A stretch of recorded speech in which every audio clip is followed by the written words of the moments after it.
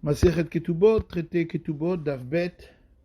Feuille numéro 2, nous sommes tout au long de la page, Matitin Mishnah. Betula Niset Leyom Ariviaï. Une femme vierge se marie. On parle ici du dénuptial lorsqu'elle entre dans la maison du mari. Un mercredi. Valmana Leyom Achamishi. Et la veuve le jeudi. Parce que 2 fois par semaine, les tribunaux rabbiniques siègent dans les villes depuis l'institution de Ezra, Bayom HaSheni ou Bayom HaChamishi, le lundi et le jeudi. Chez Imayalo Ta'anat Betulim, et si, après avoir eu la première relation avec elle, il aurait un argument qu'elle n'était pas vierge, Hayamashkim le Beddin, il pourrait immédiatement aller au tribunal rabbinique qui siège donc le jeudi. Gemara. Amar Rav Yosef, Amar Rav Yehuda, Amar Shmuel. Rav Yosef dit au nom de Rav Yehuda, au nom de Shmuel. Pourquoi a-t-on dit que une femme vierge se marie le mercredi? Le fichier Shaninu, Giazman velo nis'u ochlot mishelo ve'ochlot bitruma.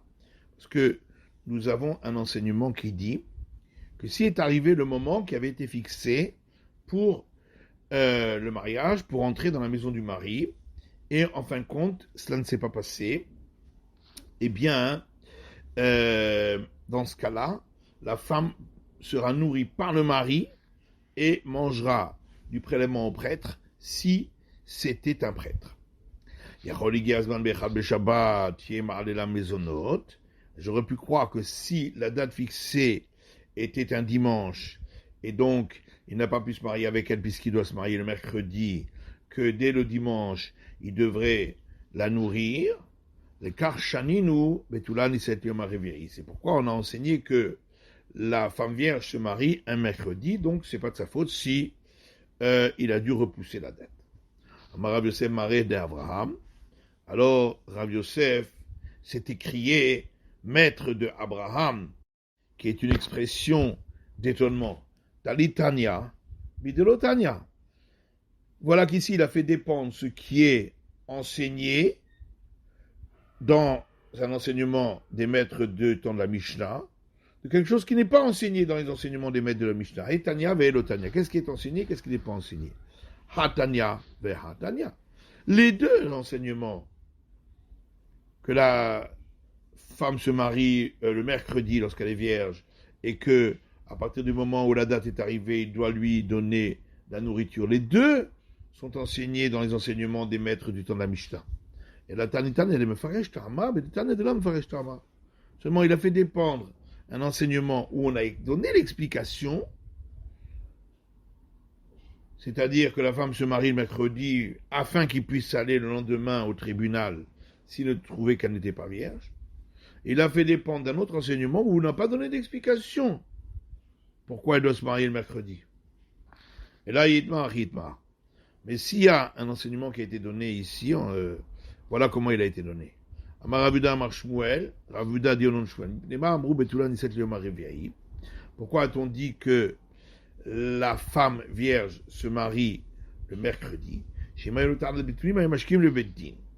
C'est pour que s'il avait un argument disant qu'elle n'était pas vierge, il pouvait se lever le lendemain tôt et aller au tribunal rabbinique.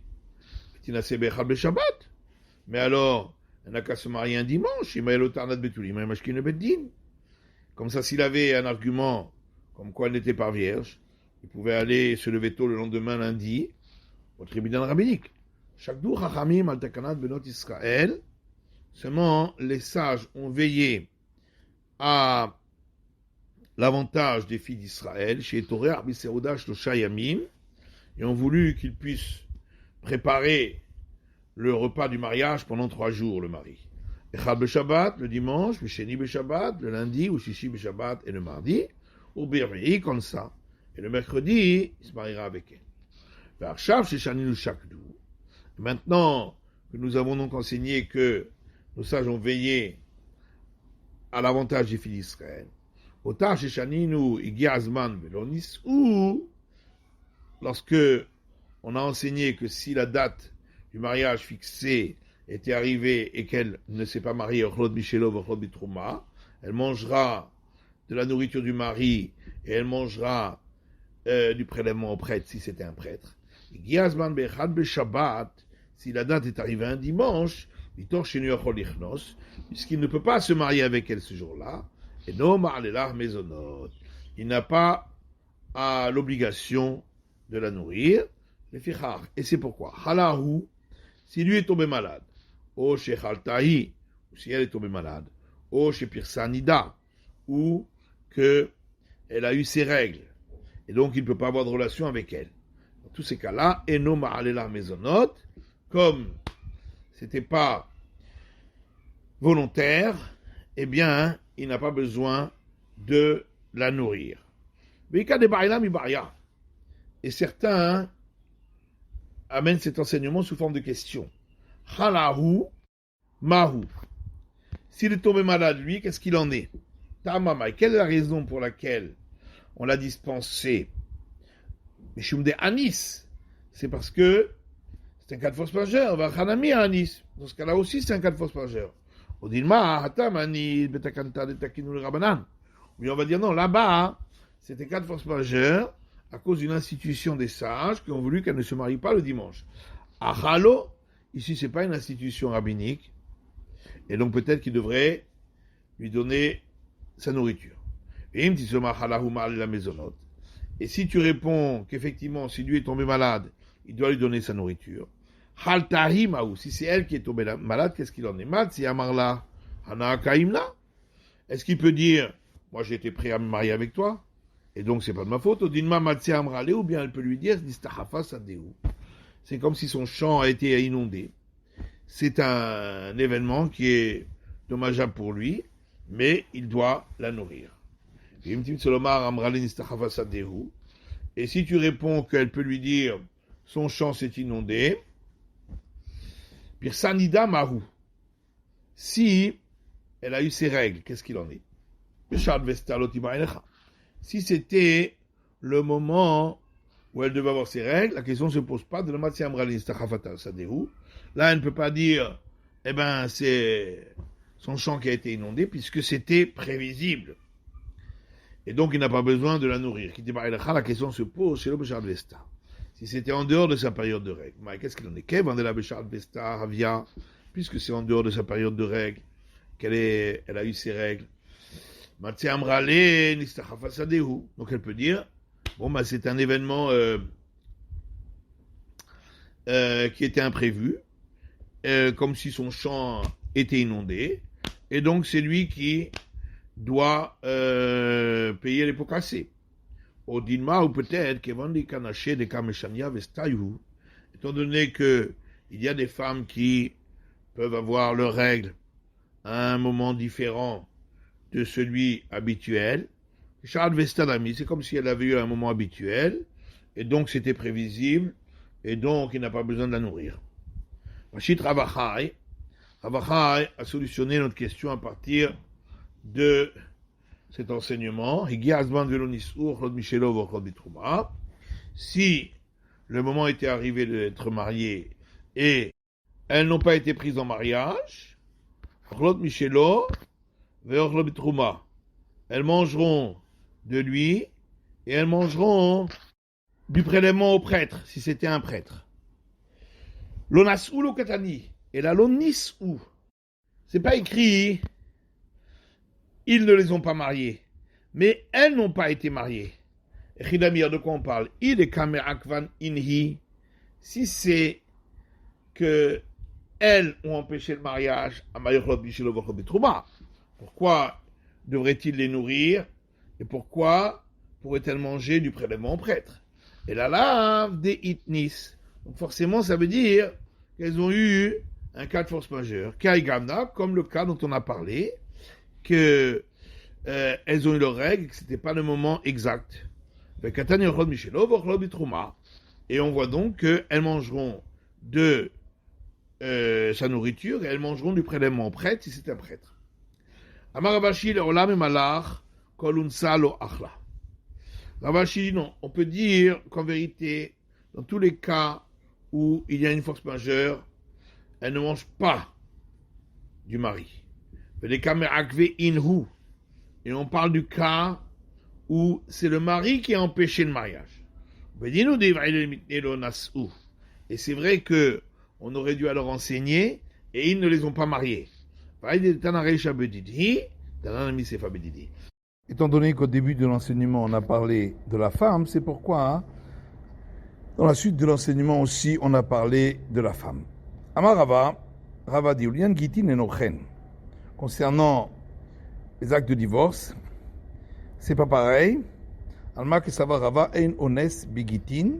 Donc ça veut dire que Rava pense que, concernant les actes de divorce, on ne tient pas compte d'un cas de force majeure. Manale le Ravaha. Et d'où est-ce que Rava, il tient cela? Il est Mambeadit Nansi, c'est de la Mishnah suivante. Si un homme a dit à une femme, voici, ceci est ton acte de divorce, si je ne reviens pas d'ici 12 mois. Et il est mort dans les 12 mois, et noguet. L'acte de divorce n'est pas valable, mais tout est noguet. Donc ça veut dire seulement dans le cas où il est décédé, on dit que l'acte de divorce n'est pas valable. Donc si il était tombé malade, on aurait considéré que c'est un acte de divorce, bien que il avait un cas de force majeure et il n'a pas pu revenir. Peut-être, je peux toujours dire que dans le cas où il est tombé malade aussi, ce n'était pas un acte de divorce. Et ici, on vient nous apprendre qu'il ne peut pas y avoir d'acte de divorce après la mort. Si c'est pour nous dire qu'il n'y a pas d'acte de divorce après la mort, ça on l'a déjà vu au début de l'enseignement concerné.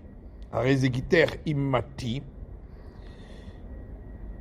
Donc la Mishnah commence en disant voici ceci est ton acte de divorce si je suis décédé. Arezegiter mecholisé. Voici ceci est ton acte de divorce si je ne m'en sors pas de cette maladie. Ceci est ton acte de divorce après la mort. Lo amar kloum, c'est pas valable. Alors la Gemara dit Dilma la pouké midrabotenu. Peut-être que la suite de l'enseignement est venue exclure l'avis de nos sages. Le Tanya Vrabenu tenu, parce qu'il y a une braïta qui dit et nos sages, Hitiro alinase, l'ont autorisé à se remarier.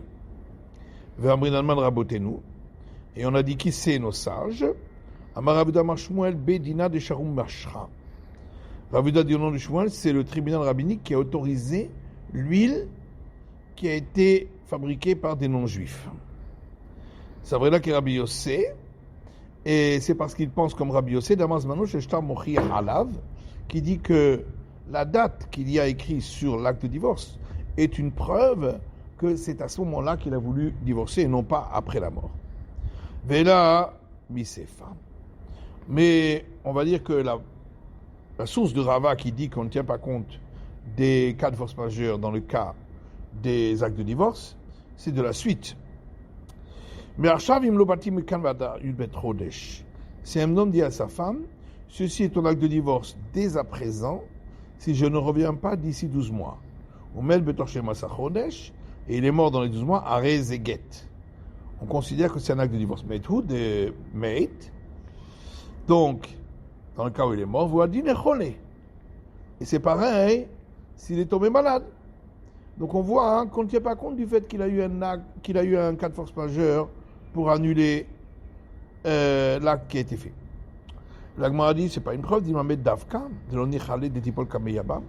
Peut-être c'est que dans le cas où il est décédé, parce qu'au départ, c'est à cela qu'il a pensé. Pour ne pas qu'elle ait besoin d'observer le Lévira. Et la Meha. Donc, on amène une preuve d'ailleurs, de l'enseignement suivant. Daoud Amar Lehu, un homme a dit à d'autres personnes, si je ne reviens pas d'ici 30 jours, Lievi Gita, que cet acte de divorce que je donne à ma femme soit valable. Ata Besov Taltin Yomin, Il est arrivé à la fin des 30 jours, ou parce qu'il est Mabara, mais il a été arrêté par un fleuve. Amaleo Hazoudatai. Il leur a dit, regardez, je suis en train d'arriver, Amar Shmuel Lav Shmematia. Shmuel a dit, on n'appelle pas cela qu'il est arrivé. Donc on voit qu'on ne tient pas compte d'un cas de force majeure pour annuler l'acte en question. Peut-être là-bas c'est différent parce que c'est un cas de force majeure qui est courant, qu'il ait besoin de traverser le fleuve. Les kavon des baïles les atnouillés velo atné, Yehudav c'est de lâcher, puisqu'il aurait dû mettre ça comme condition, que s'il doit encore traverser le fleuve, c'est comme s'il était revenu. Et puisqu'il n'a pas posé cette condition, c'est lui qui est perdant. Et la Rava Svara de Nafshe Kama. En vérité, Rava, il l'apprend par une logique de lui-même. C'est à cause des femmes qui sont très pudiques et de celles qui sont très frivoles. À cause de celles qui sont très pudiques. Car si tu dis que lorsqu'il y a eu un cas de force majeure, à ce moment-là, on considérera que ce n'est pas un acte de divorce. Zimnin de la Anis. Peut-être qu'il ne revient pas, il n'y a pas de cas de force majeure. Mais ça va de Anis. Et la femme qui est très pudique, elle va penser qu'il a eu un cas de force majeure. Ou Miragna Viadva. Et elle va rester ainsi coincée. Ou Mishum Prutzot. Et également à cause des femmes frivoles. Si on dit que lorsqu'il y a un cas de force majeure, l'acte de divorce n'est pas valable, ça annule l'acte de divorce. Peut-être qu'il aurait un cas de force majeure et elle va se dire non, il n'a pas eu de cas de force majeure. Elle va se remarier. Et ainsi, l'acte de divorce en vérité, il n'est pas valable. Et les enfants qu'elle aura eus seront des enfants qui seront nés d'une relation interdite et qui ne pourront pas se marier avec les enfants d'Israël. C'est pourquoi on a institué qu'on ne tient pas compte des cas de force majeure et que dans tous les cas, si la condition n'a pas été accomplie, l'acte de divorce est valable. C'est la fin de l'étude du Dav Bet de la feuille numéro 2.